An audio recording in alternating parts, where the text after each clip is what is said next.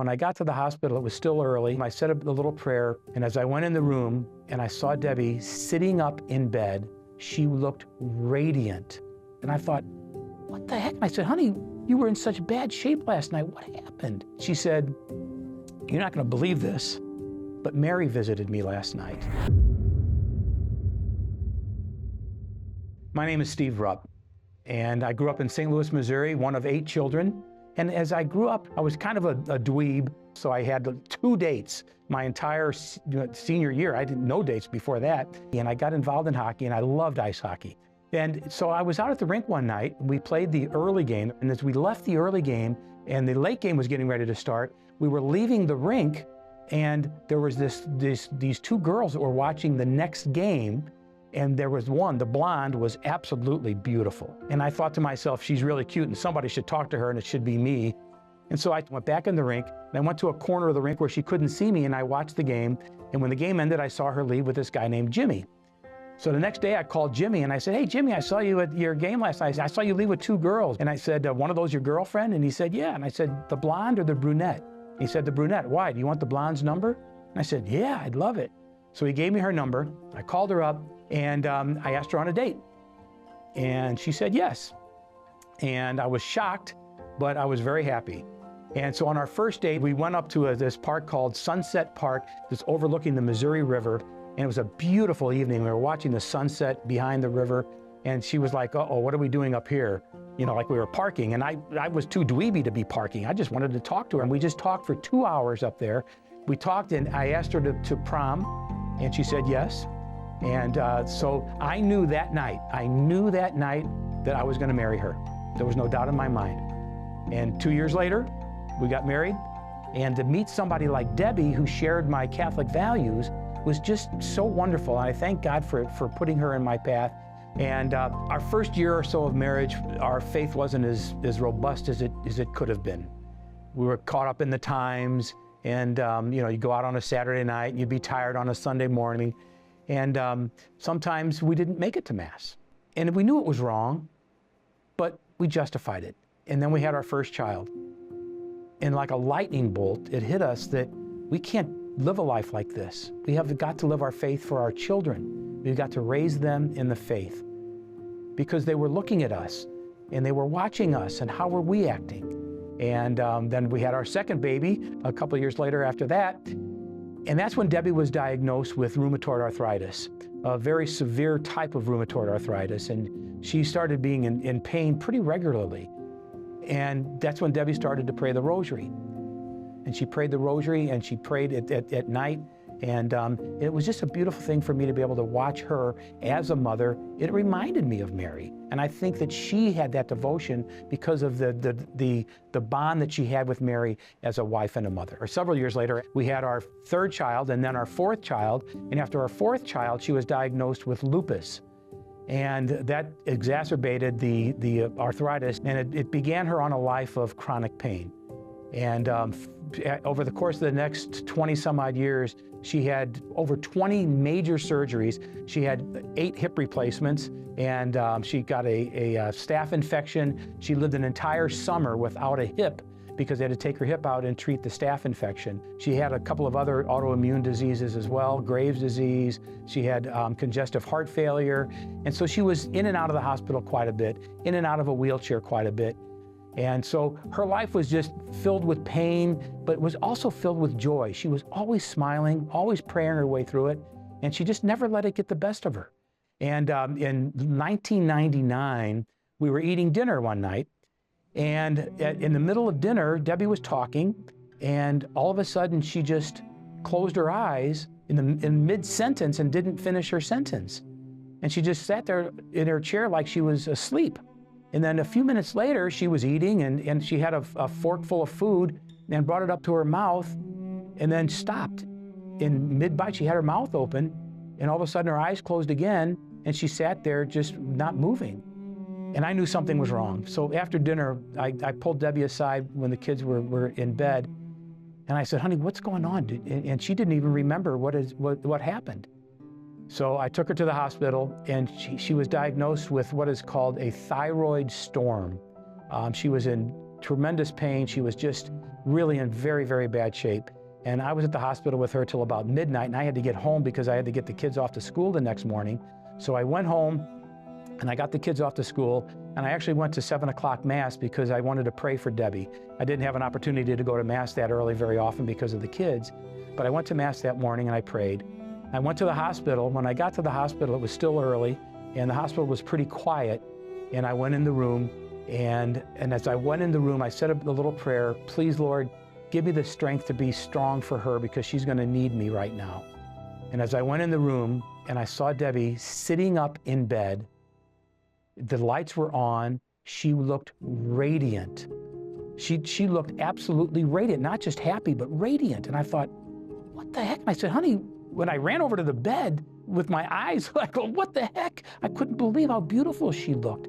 I said, what happened? You were in such bad shape last night. What happened? She said, you're not going to believe this, but Mary visited me last night.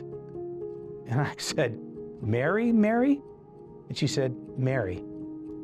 And I said, what do you mean? And she, as she was telling me, I just hugged her.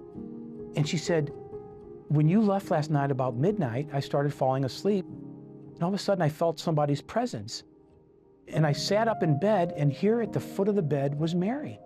So beautiful, and just smiling at me. And I knew it wasn't a dream because I sat up in bed. And Mary said to me, I love you. I will always be with you. My son will always be with you. We will never leave you. You will always be in pain, but we will never leave you. And she smiled at me, and then she just faded away.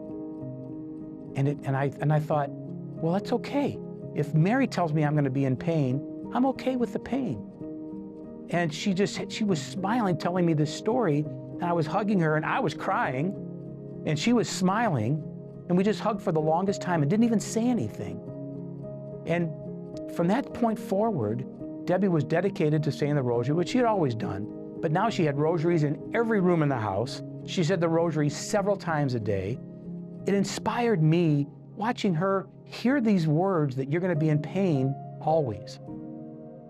I mean, a lot of people that would say, I'm going to be in pain always, would be depressed and would say, why? Why me? But she didn't. She saw it as a gift from Mary's lips, from God, to be able to hopefully inspire other people. I would go to events and come home, and Debbie couldn't go to those events sometimes because of her health. And I would come home and say, oh, hey, by the way, George said he's praying for you, or Bill said he's praying for you, or Cindy said she's praying for you. And Debbie would just light up. And she would say, if somebody's praying for me, that means they're growing closer to Christ, which is what prayer is growing closer to Christ. And if they're growing closer to Christ because of my illness has value. It's a gift. And what a beautiful thing that she found joy in the pain that she had because it might inspire somebody else to handle their pain a little better. Debbie had this innate ability to be able to deflect the pain that she was in. When somebody would ask her how she's doing, she didn't go into great detail. Well, I'm having this going on, I'm having this going on, and this hurts and this hurts. She would never say those things. She would immediately say, well, I'm doing fine. How are you doing? Tell me how you're doing. And especially if it was somebody that she knew that was maybe struggling with something. It could be physical, it could be emotional, it could be familial, that she always deflected that to them.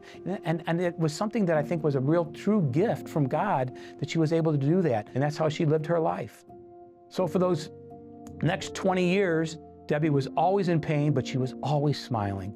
And we would hear from people that she was inspiring, saying, I just want to be like Debbie. She is so joyful. She is so prayerful. She's so full of faith. I want some of that. Well, fast forward the clock to 2023. In November of 2023, Debbie fell at home. She was by herself. I was at work, and I got a call at work. And the call at work was, you got to get home. Debbie fell. And I zoomed home from work, and I got her to the hospital. We found out that she had a broken bone in her back and a broken bone in her pelvis. And she was handling it just so well in spite of all the pain that she was in. And then the doctor came in the second day and said, we've discovered a couple of shadows on Debbie's pancreas and on her liver. We're not sure what it is, but we're gonna do a biopsy and see what's going on. Well, the next day, the doctor came in and said that Debbie had stage 4 pancreatic and liver cancer. And we cried, and no sooner we started crying, and Debbie wiped the tears from her eyes and started consoling me and my daughter, who was there at the time, and said, "It'll be okay, it'll be okay. We've been through things before, it'll be okay." And she's consoling us, having just been diagnosed with stage 4 cancer. So the doctor told us that she probably had less than 6 months to live. So like so many other hospital stays over the years, we just decided, okay, well, we're going to get her home as quickly as we can. We're going to try to make her as comfortable as we can and make these last 6 months the best that they can be. Well, that Saturday, when I came in that next morning, and she was breathing very, very labored. And so the nurse went and got the doctor. I said, please, we need to see a doctor. And the doctor came in and examined her and said that her organs were shutting down. And the doctor didn't expect her to last the rest of the day. So I had to make these difficult calls to all of our family, and so many people came in to visit. But specifically when our grandkids came in, and we've got grandchildren from 28 down to 1, and they would ask her, "Nana, what can I do for you?" Her answer to them was, practice your faith. Come back to your faith. That's what you can do. And that lasted the whole day Saturday and into Sunday, and everybody made it into town. She greeted everybody just with a slight whisper of "I love you" with their name. And Sunday, she didn't come out of her sleep. The whole day Sunday, her breathing was labored, and then it started to slow down and slow down and slow down. And Sunday night, we were holding her hands and we were praying. And all of a sudden, Debbie just opened her eyes. She looked up, straight up. She wasn't looking at anybody. She looked straight up and got the biggest smile on her face and just said, "I love you." And I know that was to Mary and to Jesus. And those were her last words. And now she's with Jesus and Mary forever. They never left her, and she will never leave them.